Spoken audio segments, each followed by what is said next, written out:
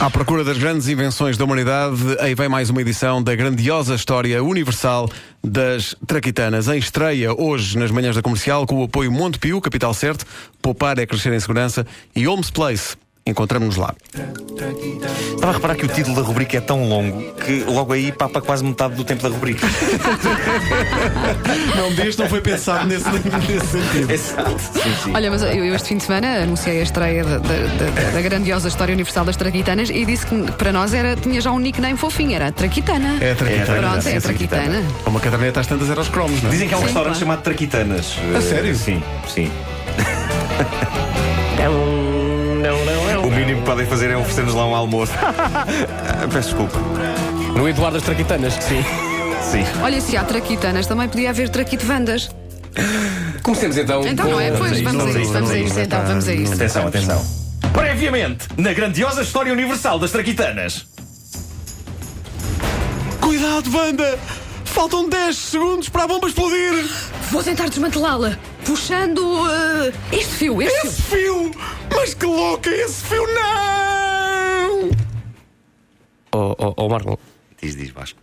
nada do que ouvimos agora, nada, aconteceu previamente na grandiosa história universal das Traquitanas. Nada. Pois não, mas estamos agora a começar, estamos a tentar cativar as pessoas. E pode ser que as que não ouviram há bocado o primeiro episódio fiquem a pensar que perderam uma coisa espetacular. Ok. Ok. Bom, vou fazer uma citação de um escritor e por isso peço-te, Pedro Ribeiro, que acione-nos o alarme de snobismo. Cá está. É provável que Isto o não é alarme, apenas um alarme qualquer. Não, é o alarme de snobismo. Ok. É o alarme Eu de conheço snobismo. uma fábrica de salsichas que tem um alarme. Vamos parar um bocadinho para pensar no facto de Wanda conhecer uma fábrica de salsichas Eu gostei da naturalidade com que ela disse. Eu conheço uma fábrica de salsichas. Sim. em Mafra. Sim, claro, só podia ser. É provável que o alarme de snobismo toque várias vezes durante a vida desta rubrica, porque isto são assuntos que se prestam a citações armadas em boas, como a que vou fazer a seguir. Ok. André Monroy, escritor francês. Não, diz lá que ele é da Póvoa de Santaria, ele é André Maróis. É isso. É isso. André Maróis, da Póvoa de Santaria, nosso ouvinte. Não, é um escritor francês. Ele disse uma frase que descobri num dos meus compêndios sobre traquitanas, porque eu gastei rios de dinheiro em compêndios sobre traquitanas. Aliás, tenho ali as faturas, Pedro Ribeiro. Tenho que apresentar. Obrigado por isso. Ele diz: devemos à Idade Média as duas piores invenções da humanidade: o amor romântico e a pólvora. E é uma frase impressionante e visionária, tendo em conta que, no tempo em que ela disse, ainda não havia o Correio da Manhã. Ora bem, os chineses inventaram a pólvora e fizeram o fogo de artifício. Os árabes, no século XIII, começaram a usar a pólvora para a guerra. E eu gosto de pensar que tudo terá acontecido num arraial chinês em que, de repente, apareceu um turista árabe. Olá, sou um turista árabe. Eu peço desculpa se isto fosse uma... Olha, estou de pé. Essa foi a melhor frase sempre. Não, se isto fosse uma produção televisiva, não era preciso dizer isso, estás a perceber? Porque toda a gente ia perceber que eras um turista árabe porque tinhas turbante e óculos escuros e calções de havaianas. Não, mas é muito melhor assim. E toda a gente iria perceber que eras um turista árabe. Foi muito melhor assim. Mas, bom, retoma a reconstituição, podes pôr o fogo de artifício outra vez. Olá, sou um turista árabe. Olá, turista árabe. Eu sou encarregado do fogo de artifício nesta festa da China do século XIII. Olá, eu sou um turista árabe. Isso do fogo de artifício, isso é muito giro. Pois é uma coisa bonita a arrebentar no céu. Pois é. E ainda vai ser mais bonito a arrebentar no rabo de um infiel. E ainda vai ser mais bonita a rebentar no rabo de um infiel. Reparem como nesta rubrica se passa de citações de autores respeitáveis, como André Monroy, para este tipo de bandalheira. Ora, o que é certo é que não tardou para que no século XIII os árabes usassem de facto a pólvora para rebentar muito mais do que os rabos aos infiéis. Uma das primeiras armas que eles inventaram era feita com uma cana de bambu reforçada com ferro. Uma cana de bambu, isto leva-nos a suspirar de alívio por o rão que ao não ter existido naquela época, porque numa digressão que ele fizesse pelo Médio Oriente ainda ficávamos sem rão. Mal ele sacasse da flauta para E tocar. nós não queremos ficar sem rão. Não queremos ficar sem rão. Eu quero o meu rão para sempre. É incrível pensar como tudo começou com uma coisa tão simpática como o fogo de artifício. Uma coisa que os chineses usavam nas festas para, diziam eles, afastar os maus espíritos. De facto afastou os maus espíritos, mas acabou por atrair malta que achou boa ideia usar aquilo para disparar projéteis a grande velocidade e matar gente mais depressa. Primeiro os árabes e depois nós os europeus. Foi na Europa, com os avanços na metalurgia, que começaram a aparecer coisas como os canhões.